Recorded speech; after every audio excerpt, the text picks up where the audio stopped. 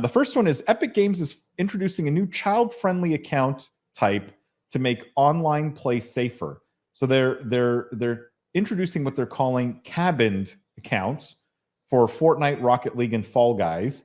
And it's basically an account where the player is under the age of 13 or under their country's age of digital consent, basically whatever's higher. So it'll disable features like voice and free text chat, buying games, downloading games, custom display names. Like they won't be able to have custom display names, and they won't be able to link the Epic account to places like Facebook and Twitch.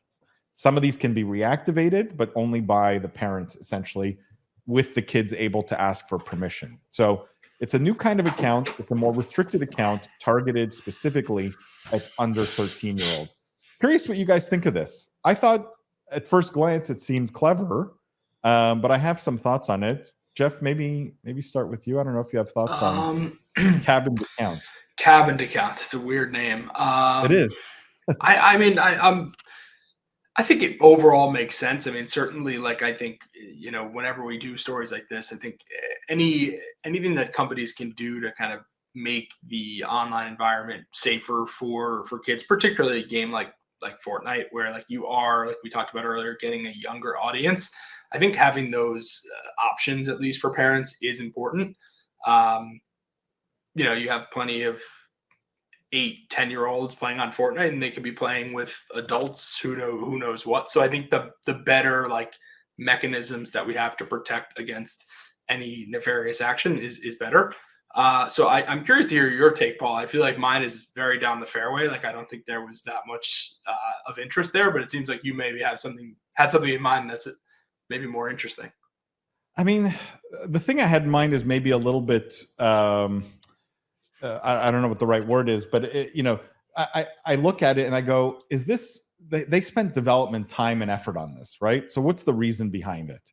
Is it pure like altruistic, they want to help keep the kids safe?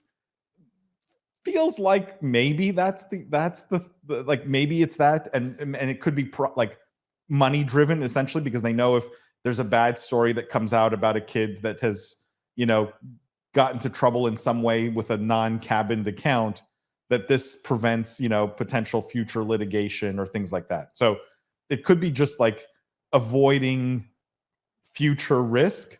The real cynical thought I had is, what if this is about data collection? Because now every account where the kid is under 13, and I don't know how valuable that specific data point is, but essentially you get the age of every cabined account user, which you can easily then track over time. And again, I don't know what that's worth to Epic Games, but it feels like maybe it's more a data collection thing than anything else. It seems far more risky to me to implement this than to stay in and to comply with different COPA policies and laws. And like you said, Paul, the whole, now who is under and you're collecting that data still. Or I would love to hear from you, Lindsay, on this, because I think you have more experience on this than we do. I just want to, and I could be wrong, but I loved your first point, Paul. And to me, this seems more like there is a story, or there is something negative with regard already to minors playing Fortnite, and this is Epic maybe getting ahead of it or in front of it. Because why would you create this and put this target on your back and create a higher layer of scrutiny for yourself? Again, I don't see the altruism there. I see more of a protecting themselves for what's already out there or what's to come. But not a lot of substance behind that. Just kind of my own cynical feeling.